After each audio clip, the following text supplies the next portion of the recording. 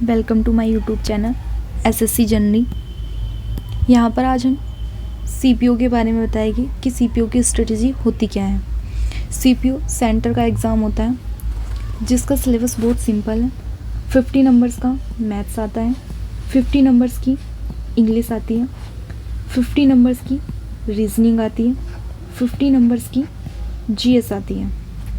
अब यहाँ पे इंग्लिश का रोल उनके लिए है जिनका मैथ्स बिल्कुल वीक है, जिन्हें लगता है कि हम मैथ्स में सिर्फ 30 या फिर 25 नंबर्स ही ला पाएंगे। जो हिंदी मीडियम से हैं वो लोग ये सोचते हैं कि हमसे तो इंग्लिश नहीं हो पाएगा, हम मैथ्स कर लेते हैं। बट जो ये सोचते हैं कि हमसे इंग्लिश नहीं हो पाएगा, हम मैथ्स कर लेते हैं, वो गलत सोचते हैं। ऐसा नहीं है कि इंग्लिश नहीं हो पाएगा। इंग्लिश एक लैंग्वेज है जिसको बहुत इजी से हम समझ सकते हैं। इसके बारे में आपको आज हम यहाँ पर डिटेल में बताएंगे। ये सीपीओ 2024 के लिए एसएससी स्ट्रेटजी है, क्योंकि 2023 का एग्ज़ाम हो चुका है और अब 2023 के लिए बच्चे प्रिपरेशन कर रहे हैं क्योंकि उनका मेंस का एग्ज़ाम है। उनका फिज़िकल के एडमिट कार्ड भी अभी आने वाले हैं, कुछ ही टाइम में आ जाएंगे। तो ये सिर्फ उनके लिए है जो 2024 के लिए अपने एग्ज़ाम को टारगेट करके रखे हुए हैं कि हमें 2024 में सीपीओ का एग्ज़ाम देना है और हमें 2024 के लिए ही प्रिपरेशन करनी है। ये सिर्फ उन लोगों के लिए, यहाँ पर बाय मिस्टेक 2023 लिख गया, इसको करेक्ट कर लीजिए। ये 2024 के लिए है। अब बात आती है कि सीपीओ में हमें पोस्ट क्या क्या मिलती है। सीपीओ में डीपीएसआई होता है जहाँ पर सबसे ज़्यादा वैकेंसी और कंपटीशन यहीं पर होता है कि हमें डीपीएसआई ही चाहिए, हमें सेंटर की जॉब चाहिए, हमें घर के नियर बाय चाहिए, हमें दिल्ली में जॉब चाहिए। तो उनके लिए बेनिफिट्स होता है डीपीएसआई में। बाकी बहुत सारी पोस्टें हैं, सीआईएसएफ है, एसएसबी है, बीएसएफ है और आईटीबीपी है। ये 4 पोस्ट होती हैं और एक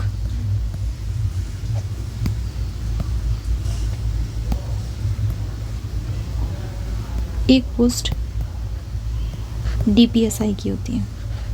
डीपीएसआई जहाँ पर बच्चों का कंपटीशन बहुत ज़्यादा होता है, क्योंकि जिन्होंने सीआईएसएफ क्लियर किया है, जिन्होंने आईटीबीपी का एग्ज़ाम क्लियर किया है, जो यहाँ पर एसआई बने हैं, वो सभी कुछ टाइम बाद यहाँ पर आते हैं। क्यों आते हैं? क्योंकि यहाँ पर उनके घर के पास जॉब नहीं होती, वे घर वालों को टाइम नहीं दे पाते, इसलिए वो यहाँ पे आते हैं और उनका कंपटीशन यहाँ पर आकर बढ़ जाता है। क्यों बढ़ता है? क्योंकि वो 1 ईयर से प्रिपरेशन कर रहे हैं, वो 2 साल से प्रिपरेशन कर रहे हैं, वो 3 साल से प्रिपरेशन कर रहे हैं और फिर वो बच्चे आके डीपीएसआई की मेरिट बढ़ा देते हैं। तो यहाँ पर हम आज जानेंगे कि एसएससी में सीपीओ के एग्ज़ाम में इंग्लिश की प्रिपरेशन कैसे करें। ऐसा नहीं है कि ये सिर्फ सीपीओ के लिए, सीजीएल के लिए भी है। बस डिफरेंस ये है, सीजीएल के लिए इंग्लिश फर्स्ट पेपर में 25 मार्क्स की आती है। वहाँ पर 25 मार्क्स, 25 की इंग्लिश आती है, 25 का मैथ्स आता है, 25 की जीएस आती है, 25 की रीजनिंग आती है। सेम है, कोई डिफरेंस नहीं है, सिर्फ 50 का हाफ हो गया 25। ये सीजीएल का टायर फर्स्ट का एग्ज़ाम हो गया। 50 है तो ये सीपीओ का होगा। ऐसा नहीं है कि हम सीपीओ प्रिपेयर कर रहे हैं तो हम सिर्फ सीपीओ ही देंगे, सीजीएल नहीं दे सकते हैं, सीजीएल भी देंगे। सीजीएल का एग्ज़ाम अगस्त मई के बाद होएगा, अगस्त में होएगा।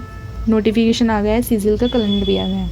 आप लोग चाहो तो वहाँ पर जाकर चेक भी कर सकते हो कि सीजीएल और सीपीओ का एग्ज़ाम क्या है, कब होगा, किस डेट से एग्ज़ाम फॉर्म फिल होना स्टार्ट होगी, कब हमारा एग्ज़ाम होगा, नोटिफिकेशन कब आएगा, सारे डिटेल्स एसएससी कैलेंडर जो आपको गूगल पर सर्च करोगे तो वहाँ पर भी आपको मिल जाएगा।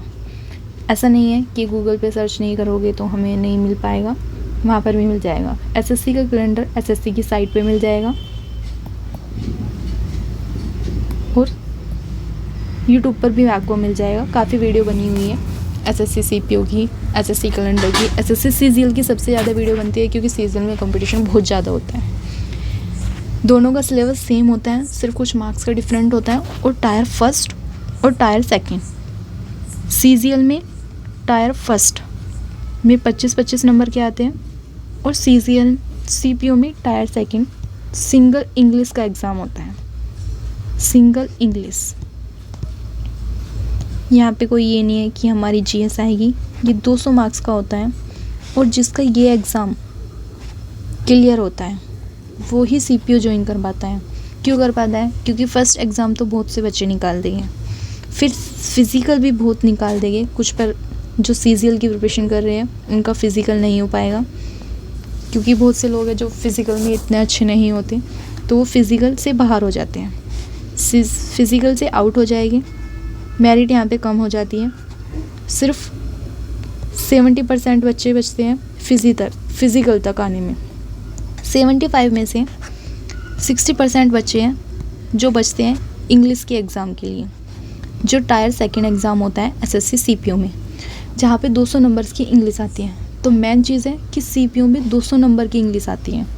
टारगेट रखो कि मुझे टायर फर्स्ट भी क्लियर करना है और मुझे टायर सेकंड भी क्लियर करना है। ये नहीं है कि बस मुझे टायर फर्स्ट क्लियर करना है, मैं 20 नंबर्स लेके आऊँगा और मैं सीपीओ में सिलेक्शन ले लूँगा। ऐसा बिल्कुल भी नहीं है। सीपीओ का फर्स्ट एग्ज़ाम कर लोगे तो सेकंड में फंस जाओगे। इसलिए फ़र्स्ट और सेकंड दोनों एग्ज़ाम को साथ लेके चलना है। इंग्लिश की प्रिपरेशन कैसे करनी है, कहाँ से कितना क्या आता है, वो सभी आज मैं इस वीडियो में आप लोगों को बताऊंगी कि इसमें क्या चीज़ें कहाँ से कैसे आती हैं। How to prepare for English. कुछ बच्चे ऐसे हैं जिन्हें सिर्फ 35% ही इंग्लिश आती है और कुछ बच्चे ऐसे हैं जिन्हें 75+ इंग्लिश आती है। कैसे आती है? जो बच्चे रीडिंग करते हैं, जो न्यूज़पेपर पढ़ते हैं, उनकी एक हैबिट बनी हुई होती है कि हाँ हमें इंग्लिश की नॉलेज है, हमें वोकैब्स आती हैं और हम कर पाएंगे। पर ऐसा बिल्कुल भी नहीं है कि जो न्यूज़पेपर नहीं पढ़ते, जो रीडिंग नहीं करते, उनका एग्ज़ाम क्लियर नहीं होगा। सबका एग्ज़ाम क्लियर होगा, सिर्फ मेहनत लगती है।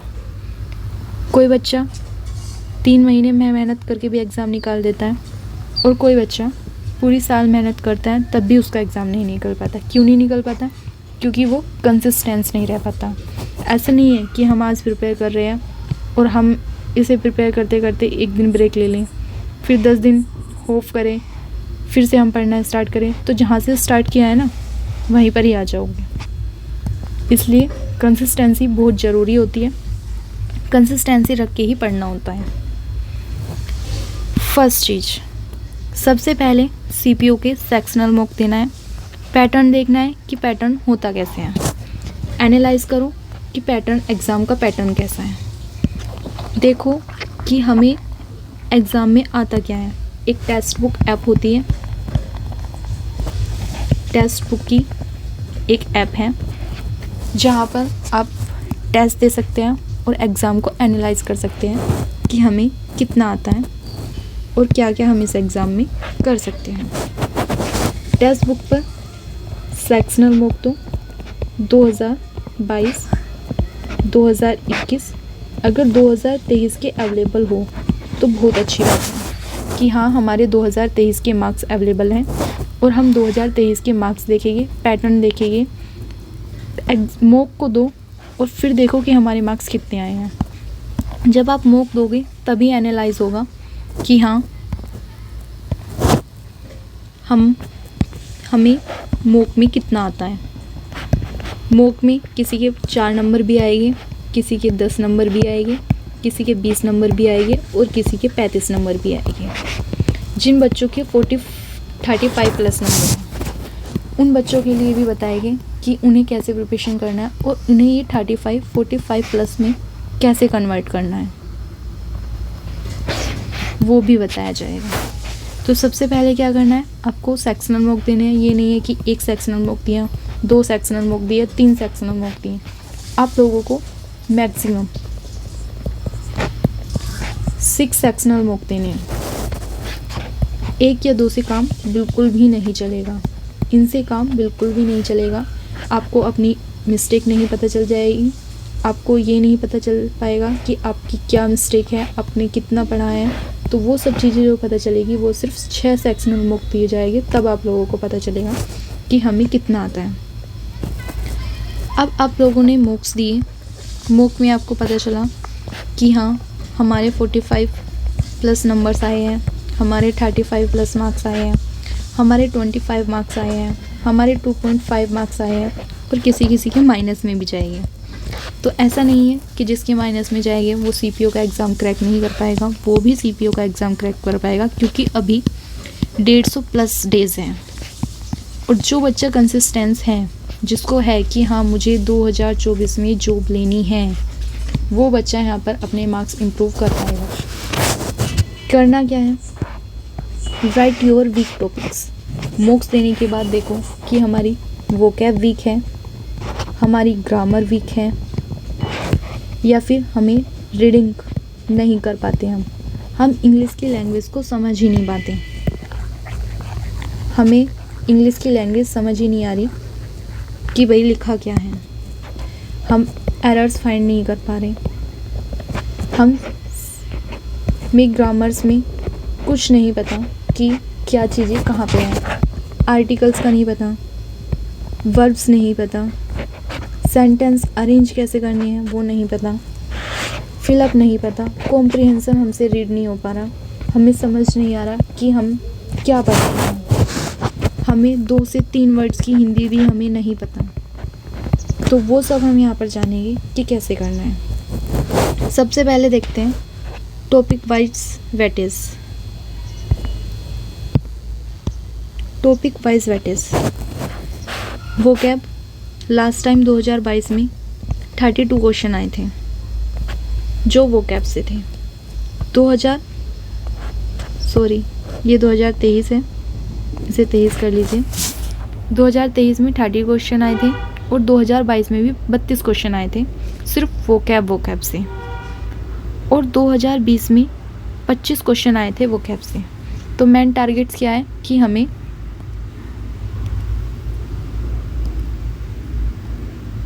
वोकैब करनी है।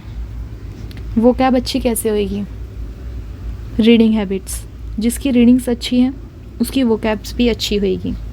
सेकंड चीज़ आता है कॉम्प्रिहेंशन। 10 नंबर का कॉम्प्रिहेंशन होता है, पर ईयर आता है, सेम है, ना इंक्रीजमेंट होएगा ना डिक्रीजमेंट होएगा।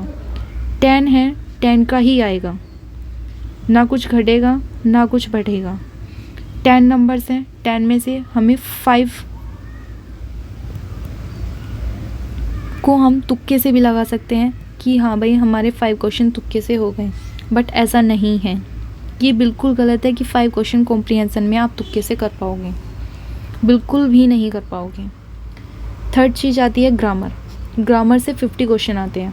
अब ग्रामर में ये नहीं है कि आप अरेंज करने बैठोगे, भाई हमें तो बिल्कुल ग्रामर बिल्कुल स्टार्टिंग से सीखना है, ऐसा बिल्कुल भी नहीं है। ग्रामर में आर्टिकल सीखने हैं। एरर कैसे आती है, एरर्स पता चलेगी सिर्फ PYQ से कि एरर आती कैसे हैं। ये नहीं है कि हमने ग्रामर पढ़ा, भाई हमें तो बिल्कुल स्टार्टिंग से ग्रामर सीखनी है, हम पहले नाउन सीखेंगे, हम वर्ब सीखेंगे, हम प्रोनाउन सीखेंगे। तो ये सिर्फ एक बेसिक नॉलेज है जो आप लोगों ने 1st 7th क्लास में भी पढ़ी होगी। ये नहीं है कि आपको बिल्कुल भी कुछ नहीं आता, या फिर जिससे बिल्कुल भी कुछ नहीं आता उसके लिए भी बताइए कि उसको नाउन कैसे पढ़ना है, उसको पार्ट ऑफ स्पीच कैसे पढ़नी है, उसको अपनी बेसिक ग्रामर कैसे सही करनी है। तो वो सब चीज़ें भी यहाँ पर बताई जाएगी।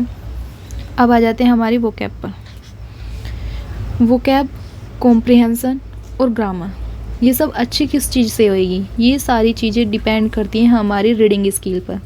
जितना ज़्यादा हम रीडिंग करेंगे हमारी वोकैब्स उतनी अच्छी होगी, जितनी ज़्यादा हम रीडिंग्स करेंगे हमारी ग्रामर का पता चलेगा, ग्रामर का यूज़ कैसे होता है, आर्टिकल्स कैसे यूज़ किए जाते हैं, नाउन क्या होता है, प्रोनाउन क्या होता है, सेंटेंस में एरर कहाँ से बनती है, वो सब चीज़ें हमें किससे पता चलेगी, रीडिंग से पता चलेगी।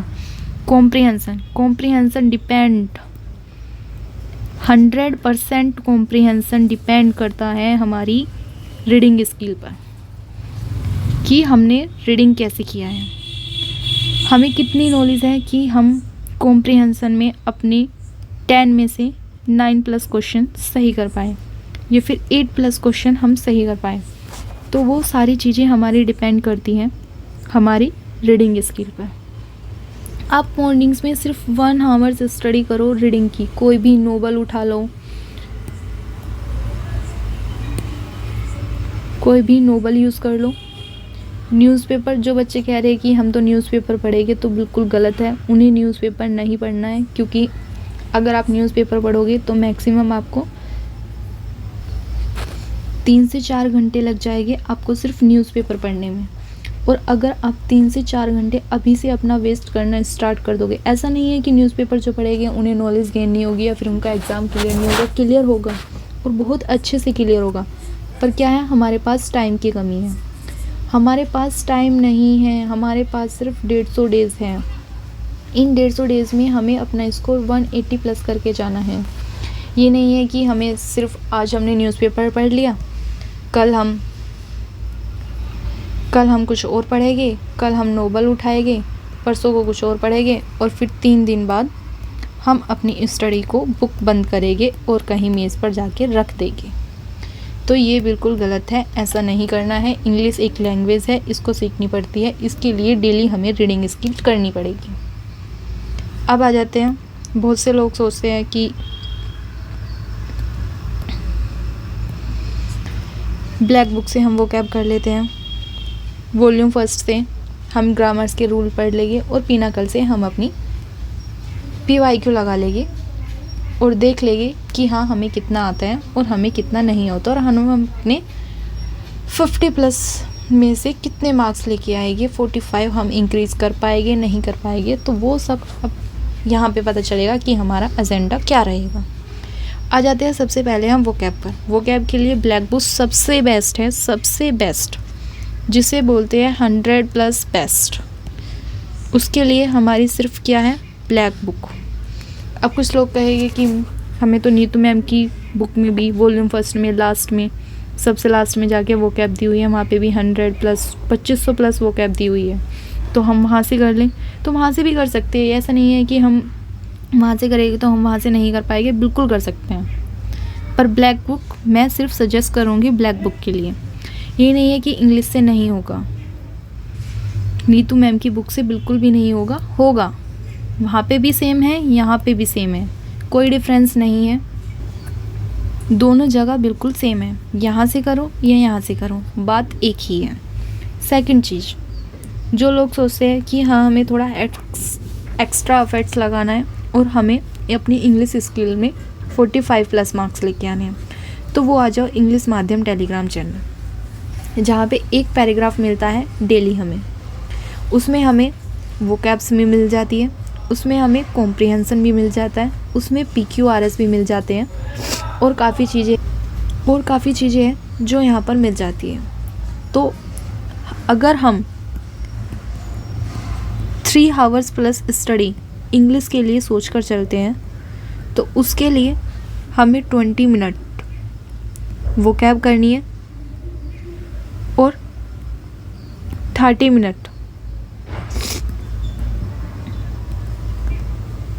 मिनट हमें इसे देनी है, क्योंकि यहाँ से हमारे PQRS भी होएगी, यहाँ से हमारा कॉम्प्रिहेंशन भी होएगा और यहाँ से हमारी वोकैब भी होएगी।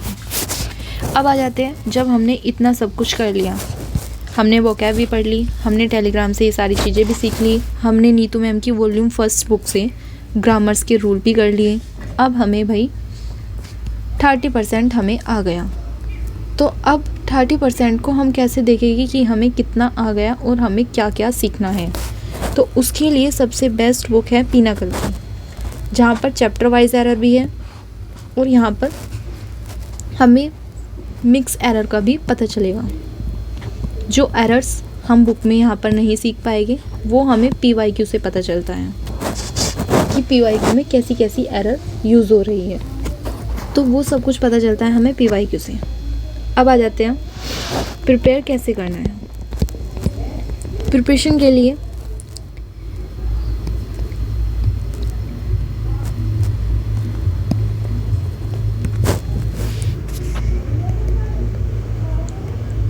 इंग्लिश में हमें प्रिपरेशन कैसे करनी है, तो हमें 30 मिनट्स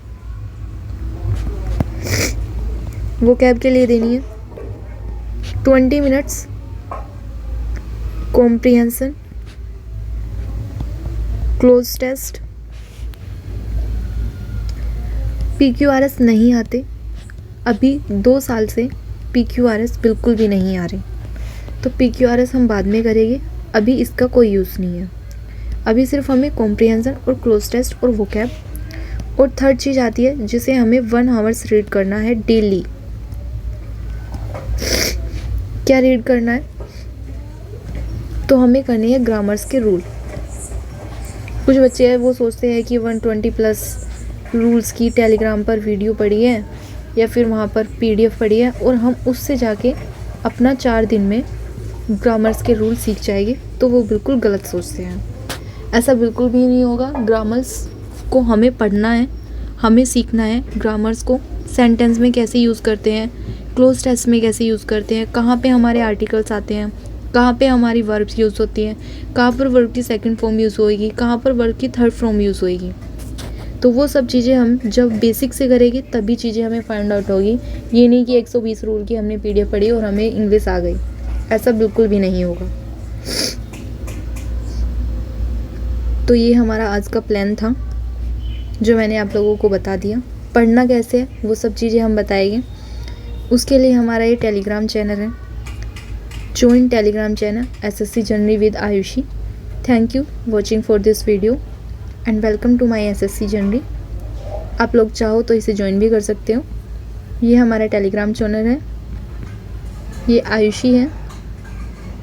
यहाँ पर बाय मिस्टेक की एरर हो गई।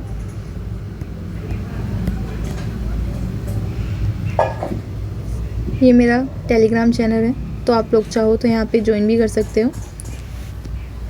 Thank you for watching my video.